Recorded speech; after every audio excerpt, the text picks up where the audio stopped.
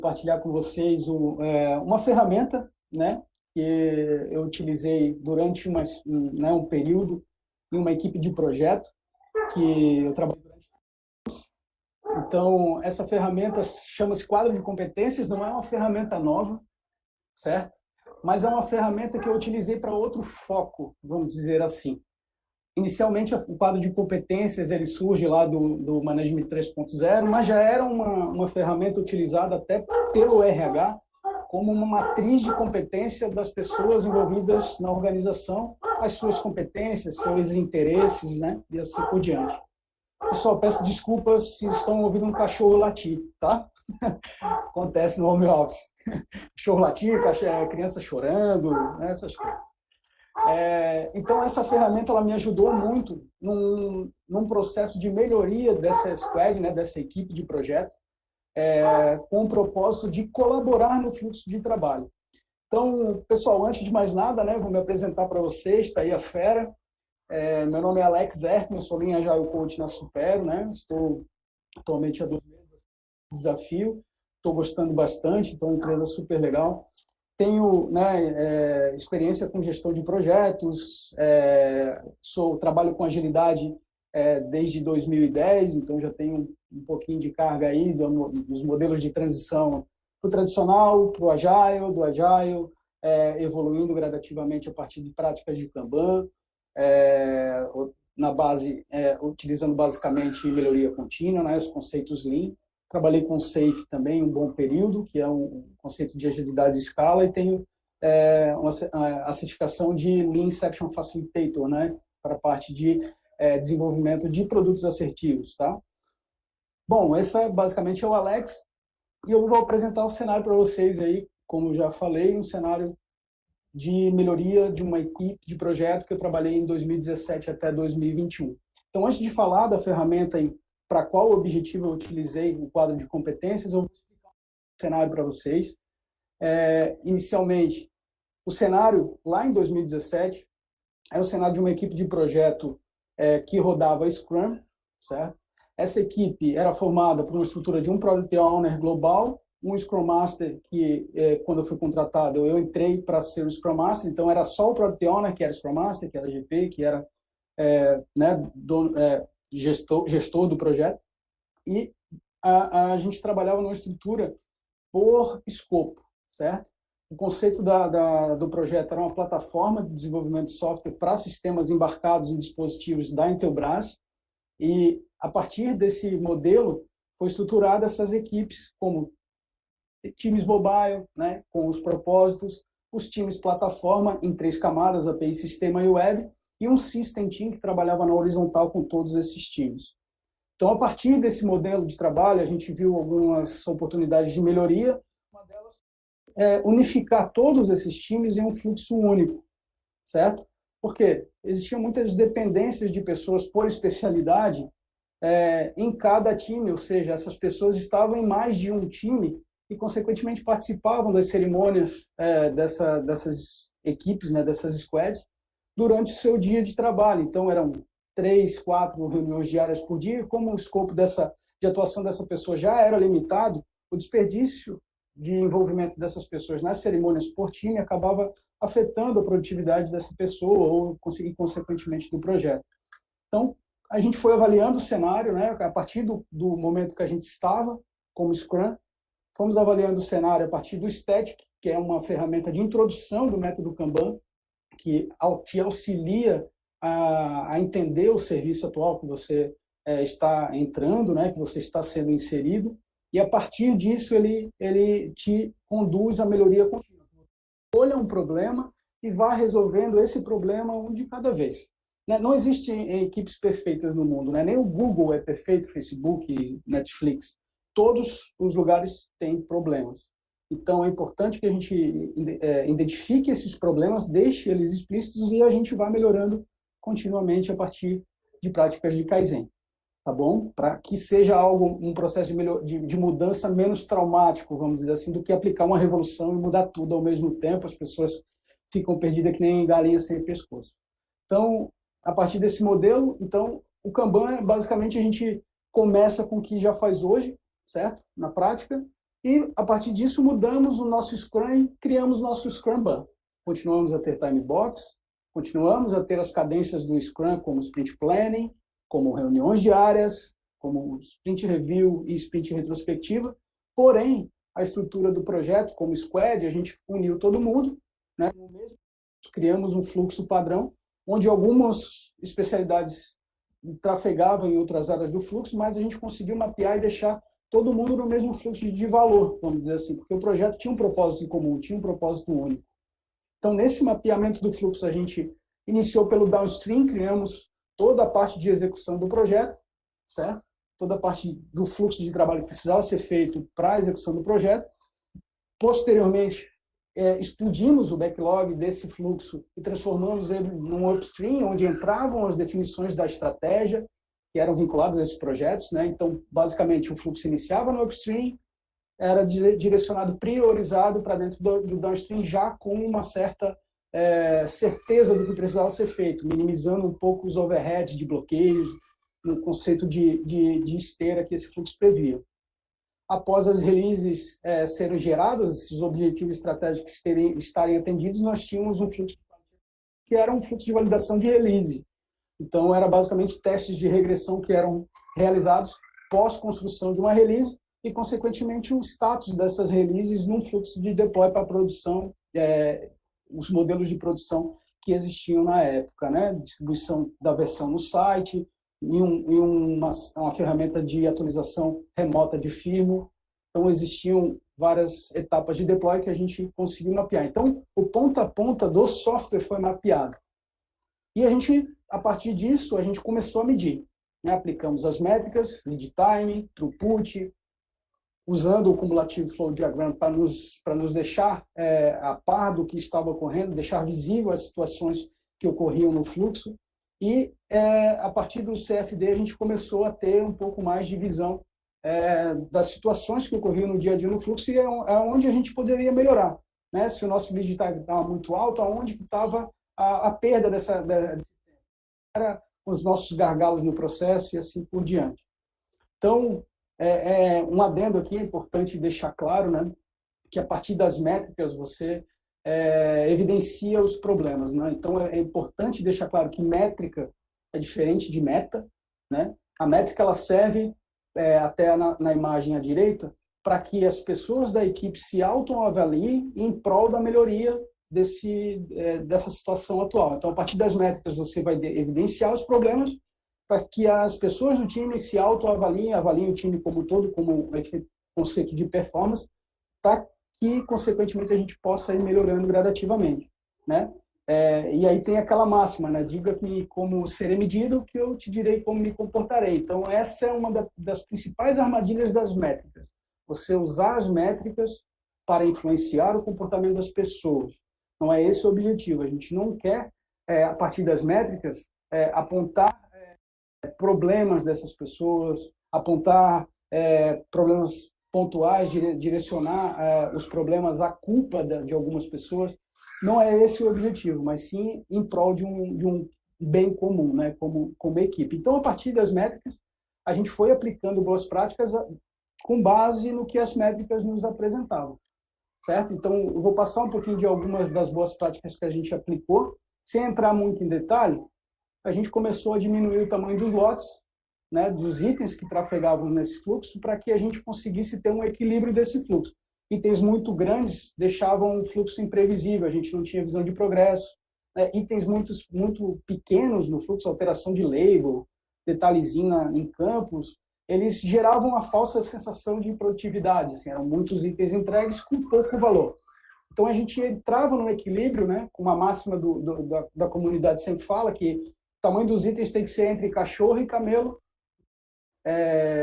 Entre cachorro e camelo, todos são animais. A gente tem que evitar itens muito pequenos, ratos e elefantes, porque eles afetam nossa previsibilidade e outros fatores que as métricas nos dão. Então, entrar nesse equilíbrio foi importante, tá?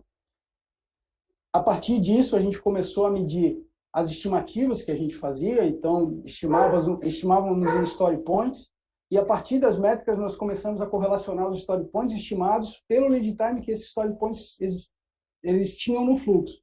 Então, uma comparação rápida aqui, numa sprint 1, itens estimados em um story point demandavam 3,8 dias no fluxo. 2 story points, 10,9 dias e assim por diante. A gente percebeu que itens estimados acima de 5 story points tinham um grau de incerteza e variação muito alta. E isso acabava afetando a nossa capacidade e o nosso comprometimento daquela sprint, porque um item de 8 story point, ele poderia demandar aqui, em média, 20 dias, o que extrapolava o nosso time box. Então, se entrasse um item de story points no fluxo, consequentemente, tinha uma alta probabilidade dele não ser entregue nessa sprint e a sprint falhar. Então, a gente começou a calibrar isso, né?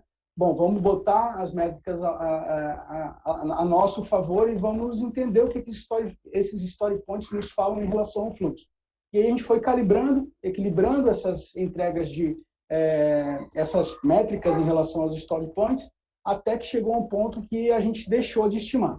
Então, a cadência da entrega dos itens, a gente começava a medir lá no upstream e saía lá no downstream na release. Ter esse ponto a ponto facilitou muito para a gente deixar de estimar. Tá bom? Outra prática que a gente implementou foi limitar o trabalho em progresso. E, para isso, não foi fácil. O IP é sempre uma dor, vamos dizer assim, gera muito questionamentos, né? Como é que você está limitando o trabalho em progresso e o que eu vou fazer? As pessoas começam a questionar. Então, a gente limitou algumas filas a partir de alguns dados, métricas que eu vou mostrar na sequência, e a partir do limite do IP começou a gerar algumas discussões, e aí vai entrar o nosso quadro nosso quadro de colaboração, lá, nosso quadro de competências, para resolver esse problema de comportamento em relação ao limite do IP. Porque não adianta você limitar o IP, visto que as pessoas não vão colaborar no seu fluxo. Então, você vai ter que entender que é importante ter ferramentas para que as pessoas colaborem no fluxo em relação às métricas para que ele flua mais rápido. Então, exatamente nesse ponto que está o nosso problema. Limitamos os fluxos, medimos tudo que precisa, mapeamos tudo que precisa, as boas práticas foram implantadas e os resultados não estavam vindo. Por quê? Das pessoas, né? Depende das pessoas do projeto acreditarem que aquilo tem um benefício. E como é que elas acreditam? A partir de fatos. Você demonstra os fatos, aquilo tem o seu valor, e aí o time acredita, as pessoas envolvidas acreditam que aquilo realmente tem o seu valor. Então, precisamos colaborar. E aí identificamos nosso problema. A partir do CFD, um exemplo de uma sprint, que foi exatamente o gatilho que a gente pensou no quadro de colaboração, foi o seguinte: tínhamos o CFD lá na nossa sprint review, que demonstrava o progresso da nossa sprint. Esse CFD, o que ele nos mostra aqui? O progresso dos itens a partir de todos os status que a gente tem no nosso fluxo de trabalho, e terminamos a sprint com um gargalo enorme aqui na fila de teste. Normalmente, em equipes, o principal gargalo que você encontra é na fila de teste. Eu não sei se essa é uma tendência, se não é, mas ou se as pessoas não acreditam muito em contratar pessoas de qualidade para resolver o seu problema, mas sim, o nosso gargalo era na fila de teste. Isso nos evidenciava um problema. Então, temos um ponto de atenção aqui. Temos 2 pessoas para teste e o restante da equipe precisa apoiar. Beleza? Qual era o outro problema que a gente identificou no CFD dessa sprint aqui? A gente viu que a taxa de entrada de itens no nosso para fazer estava muito alta, constantemente entravam itens para fazer, e as pessoas do time, ao invés de ajudar aqui nessa fila de teste, estavam puxando esses itens para fazer. Então, começavam mais coisas e não focavam em terminar o que estava aqui. E se a gente olhar para a taxa de saída, isso reflete muito bem esse comportamento, né? Estavam entrando mais itens do que saindo itens. Entravam 3,2 em média no time box da sprint e saíam 2,3 em média, né? Consequentemente, a nossa vazão da sprint foi devido a esse começa e não termina. E aí, o que a gente começou a fazer? Pessoal, a partir desses dados, o que a gente precisa fazer? Vamos limitar o IP. Beleza. Então, vamos lá. Ninguém puxa mais nada até que a fila de teste esteja com apenas 3 itens. Beleza, pessoal? Limitamos a fila de teste. Estamos lá com 17. Só vai ser puxado novos itens assim que a fila de teste tiver 3 itens. Beleza? A fila de to-do não vai entrar mais nada até que a fila esteja com 10 itens. Estávamos com 36, até que a fila esteja com 10 itens, a gente não vai puxar mais nada para to-do. E precisamos que todos colaborem no fluxo para que isso funcione. Beleza, pessoal? Beleza. E aí, a gente tem comportamentos devido a essa questão. Beleza, pessoas, cara, conta comigo, show de bola, bora para cima, agora vai, hein? Aquele mindset show de bola que as pessoas colaboram e auxiliam. Mas sempre tem algumas pessoas que, cara, não sei testar, eu não quero, eu não sei, eu não fui contratado para isso. E aí a gente encontra uma disfunção em comportamentos para colaboração. Com base nesses comportamentos que, no momento do limite do IP, a gente conseguiu identificar, né, como base de todo agente de mudança, contra a resistência a gente precisa ser como a água, né? Então, a gente tem uma resistência, ela é evidente no comportamento de algumas pessoas, e a água precisa seguir o seu caminho para poder atingir o seu objetivo, né? Então, ela se desvia de algumas barreiras, né? E se adequa ao cenário para poder ter o seu benefício. Então, como todo bom agente de mudança, a gente vai tentar desviar desse cenário. E aí comecei a entender um pouco das necessidades de direção e apoio da equipe baseado nos quadrantes das lideranças situacionais, para entender as pessoas, o que estava, qual era o comportamento delas em relação ao feito. Não é todo mundo que a gente simplesmente pode dizer, vai lá e faz, né? Então, esse quadrante ajuda muito a gente entender o perfil das pessoas. Então, basicamente, ele nos mostra aqui, né, a necessidade de apoio de cada pessoa da equipe e a necessidade de direção delas, né? Se a pessoa ela tem um senso de direção alto, mas uma necessidade de apoio baixo, basicamente você uma necessidade de direção alta e uma necessidade de apoio baixo, você direciona ela, né? Você sabe o que precisa fazer, então vá apoiando essa pessoa no decorrer do trabalho. Assim, você não necessariamente delega o que precisa ser feito, mas ela sabe o caminho que precisa ser feito, só precisa de algum certo apoio para seguir. Então, entender o que as pessoas precisam para seguir. Se as pessoas têm uma necessidade de apoio alto e uma necessidade de direção alta, você treina aquilo nela. Por exemplo, vou testar, mas eu quero. Então, cara, chama o testador aqui, senta com ele, olha só, esses são os pontos que a gente precisa, você precisa mapear isso e treina essa pessoa para especialidade de teste. E aí, consequentemente, cara, você vai ter uma necessidade de apoio alto e um senso de direção baixo. Você sabe o que precisa fazer, mas precisa de apoio. Beleza, vai lá e pede apoio. Até pessoas que simplesmente a gente diz assim, vai lá e testa, ela vai lá e testa. E aí, com base nisso, a gente vai trabalhando no perfil de shaper, certo? Pessoas que são especialistas em uma área, elas têm aquele core de especialidade que é importante para o projeto, mas para o projeto ser sustentável, ao ponto de a gente conseguir o sucesso do dia a dia, a gente precisa compreender as várias disciplinas do processo que o nosso projeto precisa. Então, trabalhar esse perfil das pessoas também é um objetivo desse processo de colaboração no fluxo, porque um analista, ele, em algum momento, ele vai testar a ação que está lá engargalada. Ele pode apoiar o time de desenvolvimento, não simplesmente testar, não simplesmente implementar, mas, cara, vai lá com o testador e faz um pair programming para ele, seja a cabeça pensante junto com ele, tenha uma outra visão do trabalho. E assim por diante, o desenvolvedor analisa, vai lá para o upstream, né, uma necessidade que surge estratégica, vai lá para o upstream, dá uma olhada nesse item que é importante, que é necessário para o próximo quarter, um exemplo. Ou apoia em teste, e assim por diante, né? Um testador desenvolvendo teste automatizado, analisando uma demanda, já pensando na parte de teste. E aí a gente foi pensar em opções para esse processo, para fomentar esse processo, né? Porque a gente entendendo que algumas pessoas simplesmente não eram motivadas pela delegação, por delegar a ação, fui pensar em algumas opções para motivar isso dentro da equipe. Bom, eu pensei na hora em um quadro de competências que eu vi isso na prática lá no Softplan, quando eu trabalhava com o Polegato e a Cananda.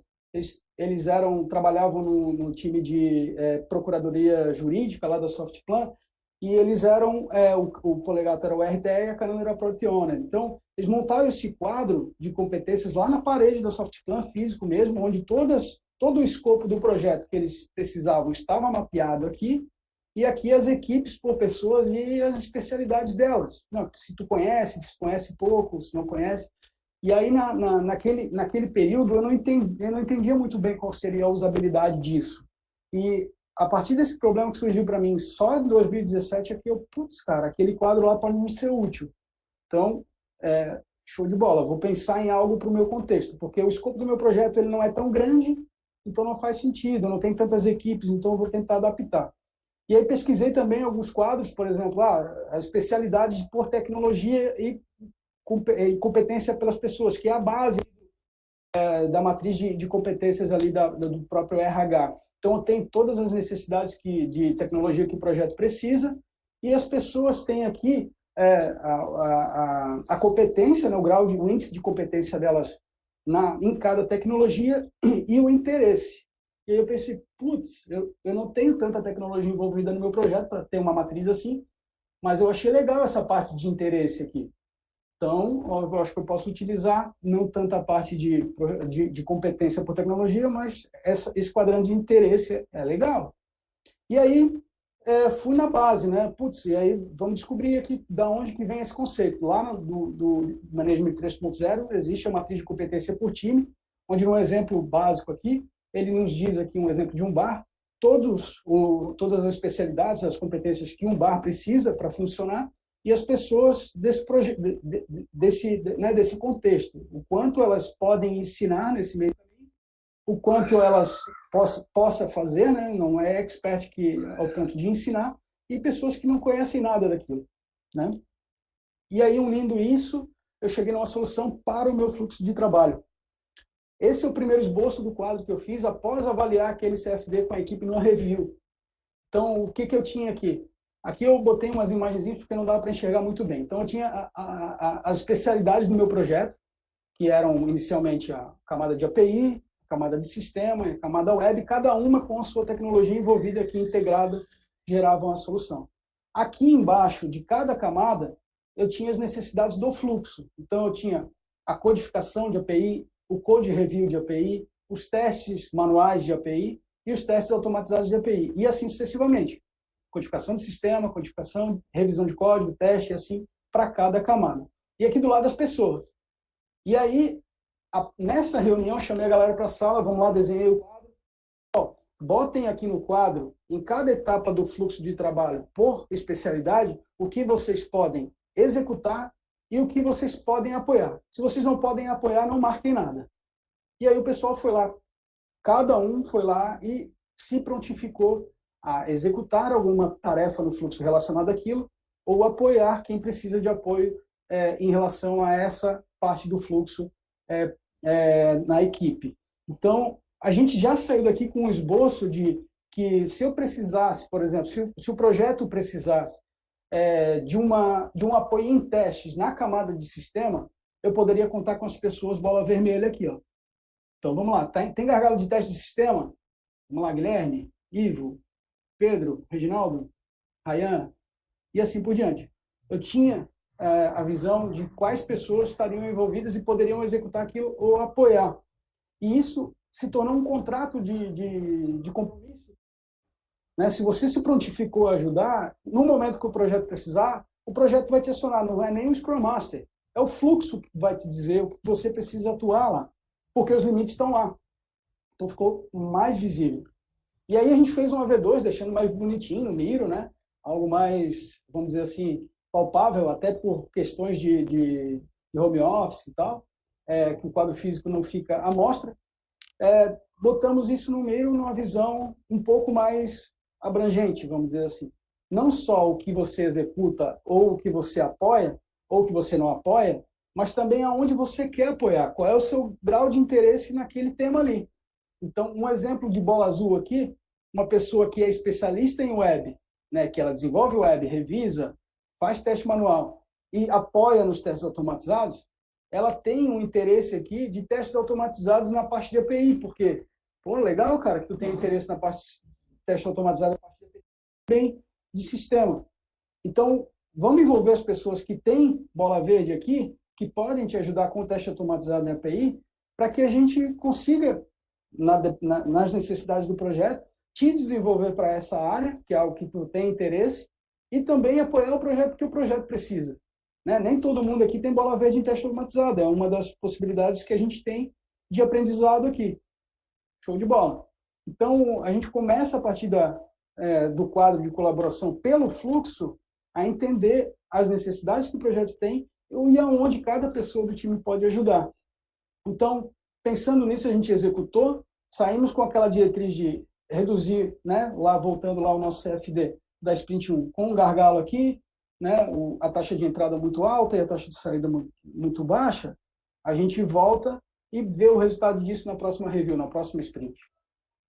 Então, esse é o CFD da próxima sprint, tá? Começando com aquele da outra. Então, a gente já percebe aqui, inicialmente, aonde a gente conseguiu reduzir a fila, certo? As pessoas se mobilizaram para isso, entenderam a necessidade da gente limitar o trabalho em progresso e colaborar no fluxo para que as entregas fluam mais rápido. Então, aqui, já na primeira semana, aqui a gente já teve resultado. A fila reduziu bastante. Outro resultado positivo que a gente teve com isso, antes disso, os resultados, a partir do limite, eles vieram bem, só que aqui, em algum momento, o gargalo ele voltou a ocorrer. A gente percebe aqui que, em algum momento, as coisas se deturbaram, né? A gente foi naquela máxima e, cara, vamos voltar aqui chamando atenção para mais uma fila. Consequentemente, após a retomada daquele contrato, olhar para o fluxo de colaboração, quem é que pode ajudar, parar de puxar coisa nova aqui, o fluxo retornou à sua normalidade. Então, assim, é constantemente estar olhando as métricas, identificando esses déficits, né, essas disfunções do fluxo, e ficar atento para a gente chamar o quadro de colaboração. Pessoal, olha lá o quadro, vamos se ajudar, a gente tem um limite aqui, não vamos se desatentar. E aí, consequentemente, os resultados eles desaparecem, né? Um dos resultados dessa sprint foi a taxa de entrada reduzida, né? Chegamos ao final da sprint com 12 itens, eram 36 na sprint anterior, reduzimos a taxa de entrada e foi equivalente.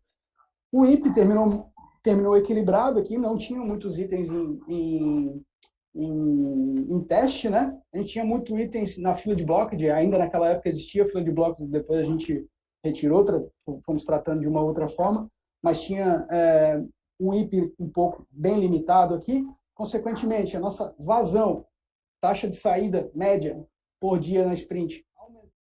Então, saiu de 2,3 para 4,1.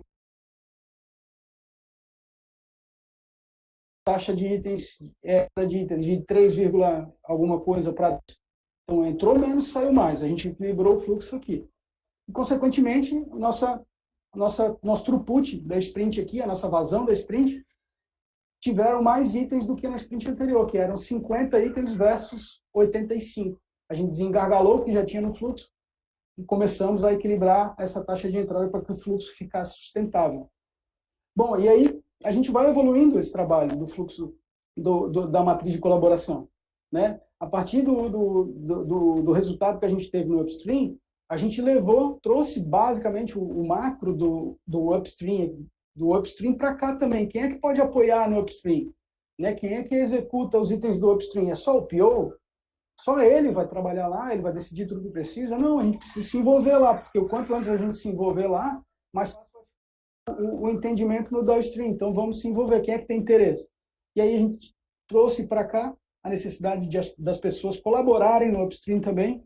Então, tínhamos aqui a relação de pessoas que executam o discovery, a descoberta que precisa ser feito, e a especificação também, além da code review de back, code review de API, code review de front.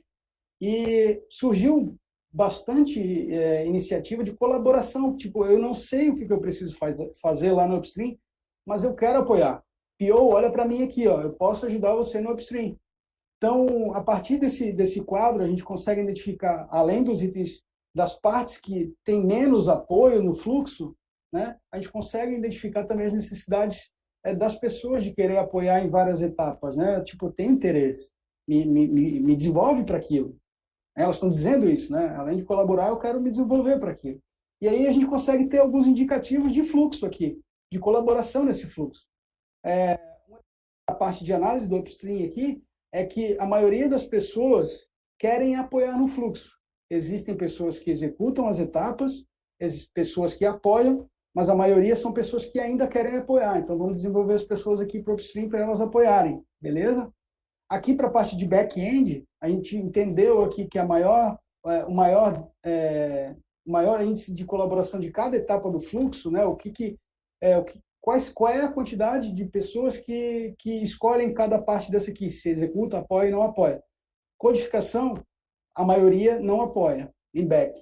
Code review, a maioria não apoia. Mas em testes manuais, a maioria ou apoia ou quer apoiar. Então, teste passou a ser uma das etapas em cada camada que mais as pessoas ou apoiam ou querem colaborar. Né? Não necessariamente elas precisam ser especialistas, desenvolver em API, desenvolver em back. Até tem alguns interesses aqui, mas não necessariamente precisam atuar ali, porque a gente sabe que a gente contrata pessoas com base nas especialidades que o projeto precisa. E se a gente tira uma pessoa, por exemplo, importante na parte de codificação aqui, de API, né, de back-end, para, no momento, sei lá, apoiar na codificação de back-end, de front-end, a gente pode estar tapando o sol com a peneira aí. Né? Se a gente tem um déficit muito grande de front-end, beleza, a gente precisa colaborar, mas é importante a gente identificar necessidades de contratação também. Né? Então, vamos seguir por essa linha. E aí, trazendo o upstream para o cara, a gente conseguiu ter uma visão macro do ponta a ponta. E aí, então, eu apresento para vocês, após esse resultado, o CFD do ano, que as métricas nos dizem em relação a essas práticas, como um todo, não só o quadro de colaboração, mas reduzir o tamanho de lote, deixar de estimar, limitar o IP, todas essas práticas em comum acordo, elas equilibraram o nosso fluxo de trabalho no decorrer do ano. Então, a gente pode ver aqui na taxa de entrada e a taxa de saída, ela equalizou. Entra 2,9, sai 2,9. O fluxo é contínuo. É uma taxa de vazão alta ou é baixa? Eu não sei, depende da realidade de cada time. Isso aqui, ele varia de cada cenário. Não dá para dizer que é uma taxa de vazão boa ou uma taxa de entrada boa, mas é um fluxo equilibrado. A gente tem previsibilidade nesse fluxo. Cada dia entra 2 itens, sai 2 itens, em média, no ano. E a gente consegue ter essa visão de capacidade da equipe, né? Então, isso se refletiu em métricas. E aí, deixar visível para vocês, com base em todos esses resultados e, cara, contando fortemente com o apoio das pessoas da equipe. Cara, cada pessoa da equipe teve o seu valor para atingir esses resultados. Não foi o Agile Coach, ou não foi o Scrum Master, que na época era eu lá, que está lá, que gerou esses resultados. Não, foi as pessoas. Então, é importante deixar isso claro, que os resultados que a gente teve foram resultado do trabalho como um todo, desde a alta gestão por acreditar no trabalho do projeto, até a pessoa que está fazendo um cafezinho lá para a gente, botando e incentivando a gente lá. Né? Essa é a ideia. Então, como resultado não mensurável de todas essas práticas que a gente inseriu, mais o quadro de colaboração, né? O quadro de competência voltado à colaboração no fluxo de trabalho, a gente conseguiu ter maior colaboração e respeito aos limites do fluxo. Então, as pessoas passaram a colaborar e respeitar esses limites da fila. A gente teve mais oportunidade de aprendizado nas etapas necessárias para o projeto, então as pessoas tinham interesse em aprender e aprendiam conforme a necessidade do projeto. Não é um aprendizado que ela vai ter simplesmente por ter. Não, é necessário, se você quer aprender, aprende e seja útil. Isso gerava engajamento, né? Então, com base nisso, a gente teve mais engajamento com os objetivos das empresas. As pessoas passaram a ter colaboração, envolvimento com os objetivos lá desde o upstream. Então, as pessoas foram envolvidas lá desde a análise do discovery, eram acionadas pelo Product Owner, gerou engajamento. E teve maior visibilidade e confiança da auto-administração do projeto. Então, a partir disso, das métricas, das práticas que a gente teve, a gente começou a ter resultados mensuráveis. E aí apresento para vocês como resultados, né, que a gente consegue medir. Então, a gente teve maior previsibilidade das entregas. O índice de assertividade de prazo chegava a 95%. Né? A cada 100, 95 a gente acertava. O 5% é o acaso, é o 5% vagabundo, aquele que muitas vezes você acerta 99%, aquele 1% é aquele que quebra a banca. Né? Mas é importante que esse índice de assertividade de prazo esteja num percentual elevado, porque isso gera confiança da alta administração em relação ao projeto. A gente aumentou a produtividade em 50%. A média de itens por semana passou a ser de 23 dias. Ali, eles estavam ali em 12 itens por semana. A gente zerou o estoque de bugs de clientes, né? Até o próprio pós-venda pode confirmar isso.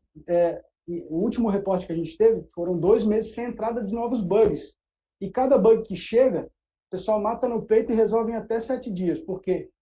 Porque tem previsão, tem previsibilidade. O bug é complexo? Não é. Em média, em até 7 dias. Tá? Existe um SLA para ser atuado? Existe. Mas entrou o bug, ele é expedite.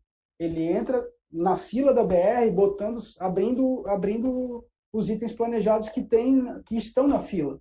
Né? É como se fosse uma ambulância passando no meio da BR. É importante porque um cliente está com problema, está em campo. E para que se ele se deu o trabalho de entrar em contato com o suporte para informar esse problema, é porque ele acredita no produto, ele acredita na solução. Ele poderia muito bem pegar o produto, jogar no canto, não quero mais essa porcaria, não presta, eu vou para o concorrente. Não, ele é importante, esse feedback do cliente, porque ele quer resolver. E a gente está ali para resolver. E a redução do lead time de release em 50%. A cada 3 meses, existe uma previsão de versão evolutiva lançada. Beleza, pessoal? Queria deixar para vocês aqui as oportunidades que a gente tem na Supera, agradecer a vocês pela atenção até o momento.